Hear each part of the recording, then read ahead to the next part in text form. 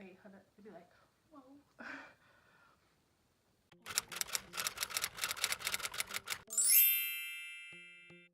Hey guys, it's Amaya Diamond here, and if you are new to my channel, which you likely are because this is my first video, I am a first year medical student. That's like my first time ever saying that. Well, technically I'm not a first year medical student yet, but give it 2 months and I'm a first year medical student. And in this video, I'm just gonna share with you guys my journey as a pre-medical student. Let's jump right in. So I'm gonna start off by saying that I declared that I wanted to be a doctor when I was 8 years old. I was in 3rd grade, and back then my reasoning was so superficial. Like, I just thought, you know, they're heroes, they have great responsibility, they save people. I wanted to do that. Of course, my real reasoning and like more meaningful reasons came throughout my undergraduate career when I started having different experiences, volunteering and things like that, and shadowing. So I'm going to start off with talking about high school. I'm not going to dwell on it too much. I just want to put out there that I was your average typical high school student. I wasn't top 10% of my class. I was a student athlete. I was more focused on sports and all my extracurricular activities than I was my academics. So I was in forensics. I was the girl who did the announcements every morning. I was vice president of student council. I was vice president of HOSA. I was varsity orchestra. So I was focused on all those other things and not so much my academics. But I still had in the back of my head, like, I want to be a doctor.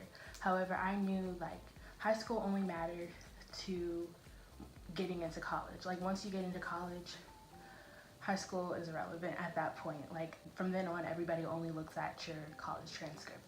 So I was like, okay, I can just start all over in college and be the student that I wanted to be, which is exactly what I did. So after I graduated high school at the age of 16, I eventually entered college like right after my 17th birthday.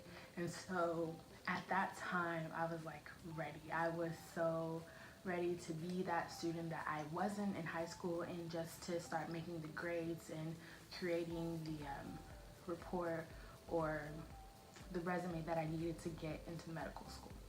So I entered college with really high hopes. I was going to make a 4.0 throughout my whole college career, or at least that's what I thought.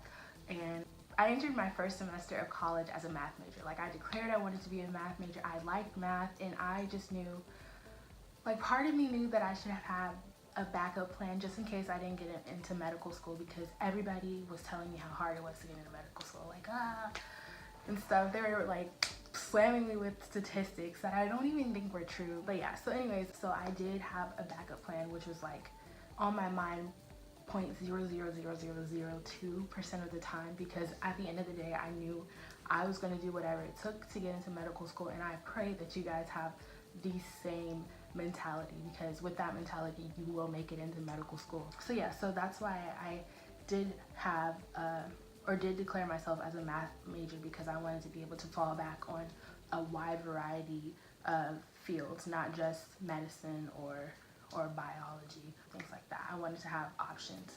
So my first semester was very successful, and having had a very successful first semester, I assumed, like, or I don't want to say I assumed, but I was like, oh, college is not hard at all. Like, college is a breeze, kind of. And so I went into my second semester of my freshman year with that mentality. I started slacking a little bit more. I stopped being like that type A mentality, and sometimes I didn't even go to class.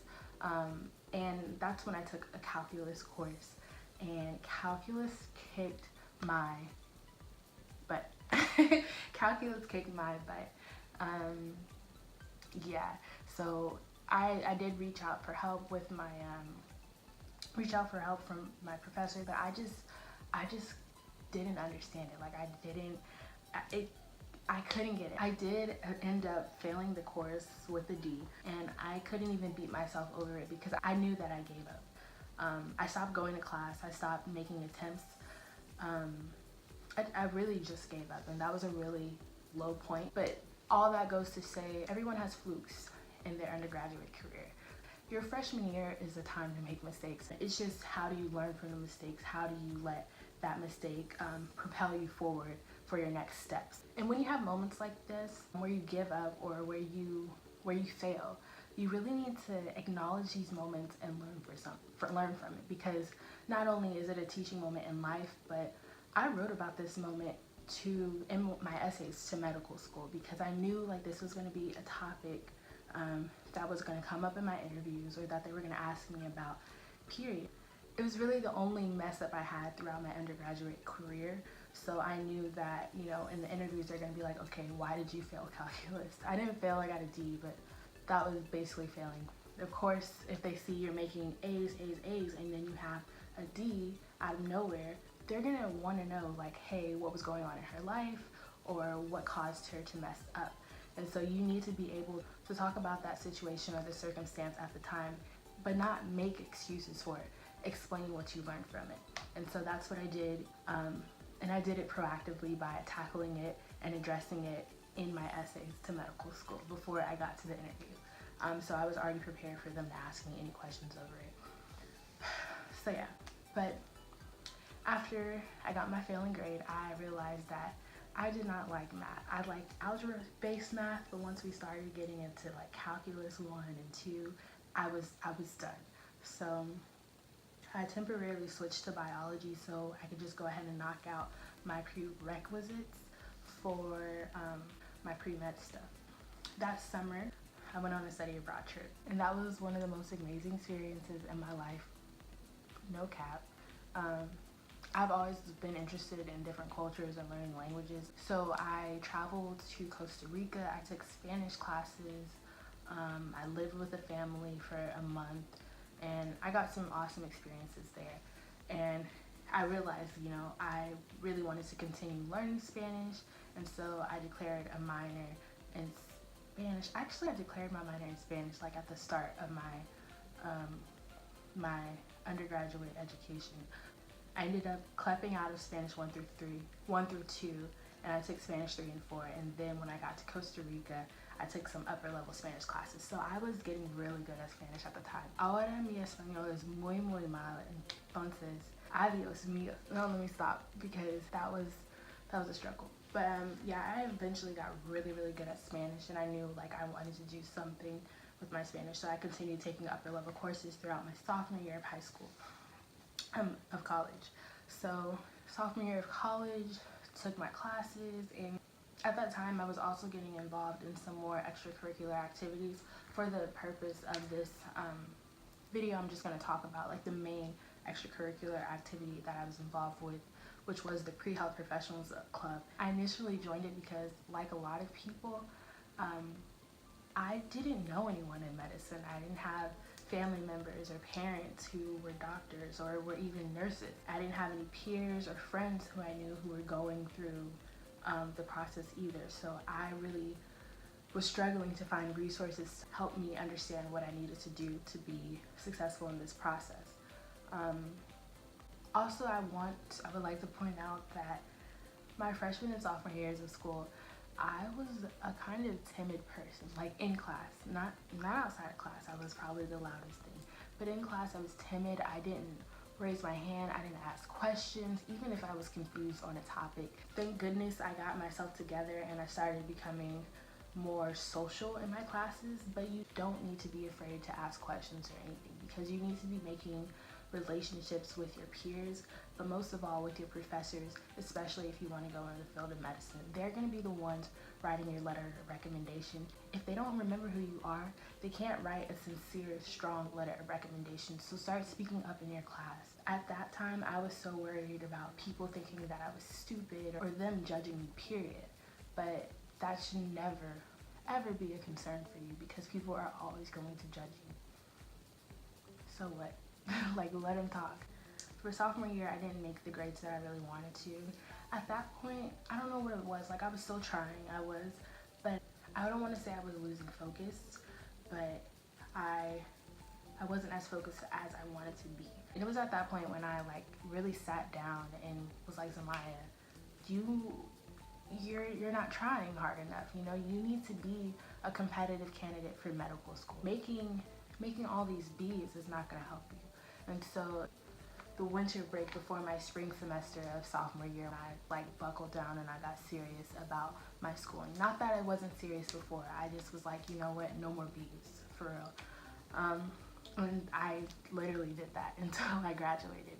I prioritized my schoolwork before anything. I didn't go to a party until like my senior year, my last semester of senior year. Actually, like after I graduated, my last semester of senior year. My spring semester, my sophomore year, was very successful. I made my first 4.0 and I was really motivated to just keep going and keep pushing. At that point, I started like really looking into, you know, my resume for getting into medical school. I hadn't started shadowing. I hadn't even known any doctors to shadow. My volunteering hours were low, and my job that I did have wasn't even related to the medical field. So I literally felt like I had nothing going for me besides my involvement in the pre-health professional club and my grades. So I was like, okay, I need to do something. I made my 4.0, but there was still more that I needed to do. And that's when I ran for president of the pre-health professionals club. At that time, a lot of people didn't even know who I was. I didn't talk in my classes, like I said. So, I mean, people were very reluctant to vote for me, but luckily I was like the only person running because my school is that small. And our club was that small at the time to where I did win. And so after I won, I was like, okay, I've gotten this far. I have something to show for my desire, my passion for medicine. I was elected president at the very end of sophomore year, so it wasn't going to be until the fall semester of my junior year until I actually became president. So then I started looking for shadowing opportunities, but being a military brat, I didn't really have a primary care physician, so I didn't have someone I could just go to and ask, hey, can I shadow you? So it was kind of hard for me to find shadowing experiences, but I did know that I still had a passion for the Spanish culture and learning Spanish. So I wanted to go on another study abroad trip. Eventually it clicked to me like, hey, why don't I put my two passions together and go shadow abroad? And so I started looking online for trips that would accommodate shadowing abroad in a Spanish-speaking country. And there's something called Atlantis, which I'm sure a lot of you are probably familiar with. I didn't go on an Atlantis trip because it was a little too expensive. So I reached out to one of my professors who sponsored the first study abroad trip I went to, and together we designed a course for me to take, and she got me in touch with some doctors at a clinica in Ecuador, and I got to shadow doctors in Ecuador, and I got to learn Spanish. So it was awesome, and I got to spend my 18th birthday. Was I 18 or was I 19? I got to spend my 19th birthday in Amazon in a waterfall, and it was so beautiful. So that was an awesome experience, and my Spanish was the strongest it had ever been at that point. You know, on that trip, I was feeling so inspired. I was wearing scrubs for the first time. I was shadowing doctors. I didn't know everything that was going on around me, but a lot of the doctors were bilingual, so they would say it in Spanish, and if I didn't understand thoroughly, they would repeat it back to me in English. So that was a really fun experience, and I knew like I wanted to find a job back at home or something to volunteer out to where I could once again combine Spanish and medicine.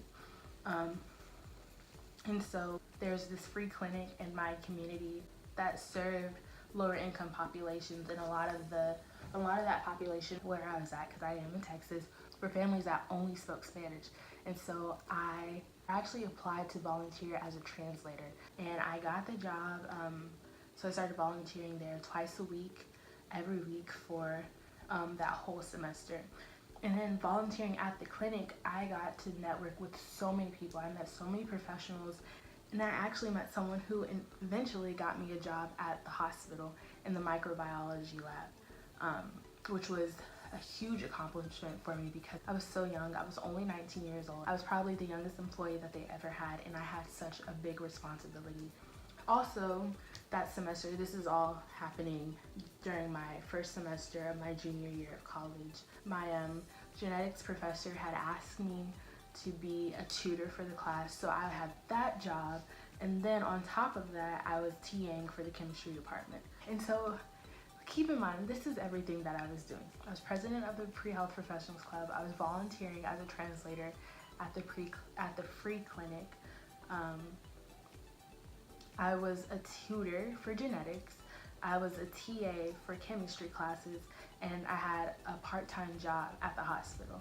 All of this along with like 15 hours of classes. That was the semester that I learned time management. And time management is so important for anybody in any field, and especially for students. But for pre-medical students, time management is something that you want to learn and master while you have the time in college.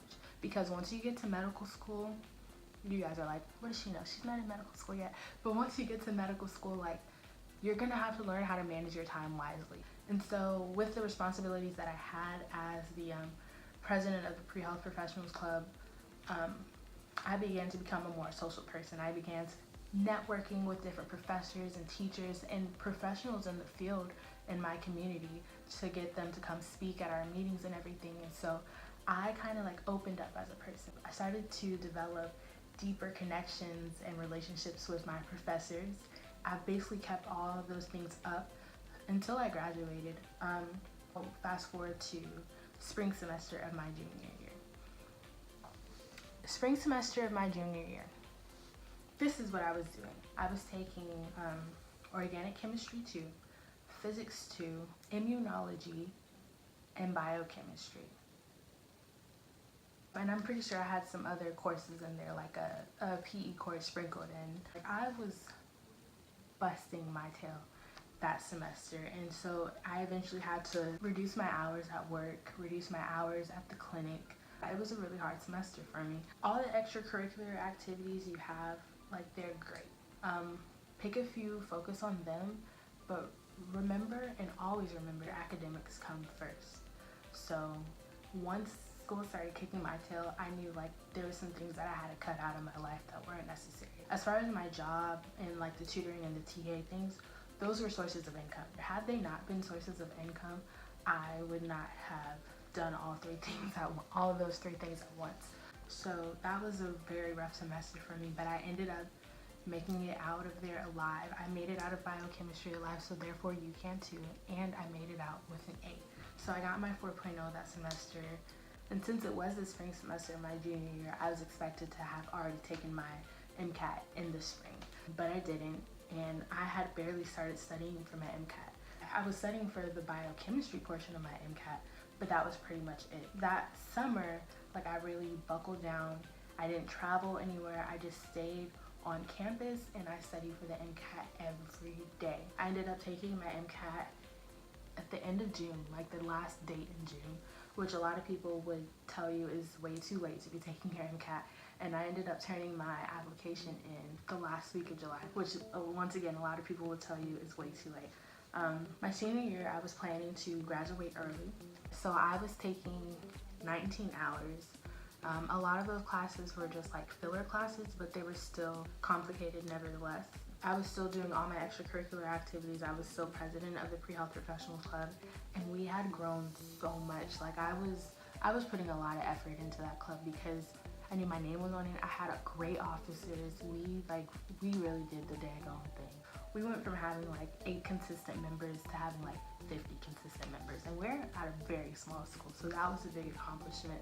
I did eventually stop volunteering at the clinic because it just became too much, and I was volunteering with the Pre-Health Professionals Club, so I was doing all of that, and that was too much for me. I'm not going to tell you not to do that, because if you can handle it, you can handle it, but I couldn't handle it, and I was just so focused on graduating. I was getting senioritis. Once my interviews started rolling in, that's when I really gave up, because I was going on interviews every Friday. I was missing labs all the time. So a lot of the places like I had to travel to, so I had to miss 2 days of classes, and it was just a hot mess. If I had to, would I do it again? Heck yeah, because I'm so happy I had this semester off, but the way I went down was not reputable. I'm kind of embarrassed for it because my grades did drop. I mean, I say my grades dropped. I made 2 B's out of all the classes I was taking, so it wasn't that big of a deal. Yeah, so I went on my interviews. After that, I just played the waiting game. I ended up graduating, and then I got my acceptance letter in February 2019. So this year, something I did forget to mention was shadowing. So I did talk about how I shadowed abroad in Ecuador, but a lot of schools don't really, I'm not gonna say they don't like that, but they think it's cool that you shadowed abroad, but you also need to have some time shadowing in the States. And so I did have a couple of experiences shadowing in the States. I didn't accumulate too many hours.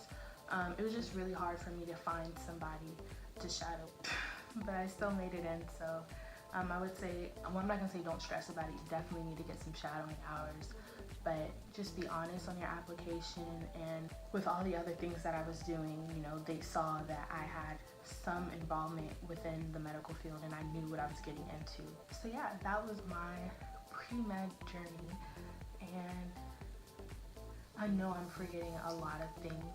I know I like kind of breezed over the MCAT. I really stressed myself out about the MCAT, so I will make sure to make a video so you don't have to do that, because I cried way too often about a silly little test. Oh, let me not call it that. It's not silly at all. I'm also an HPSP scholarship recipient, so I will be making a video about that as well. With that being said, if you guys have any questions, comments, or concerns, please let me know down below. Thanks for watching, guys. I'm going to bed.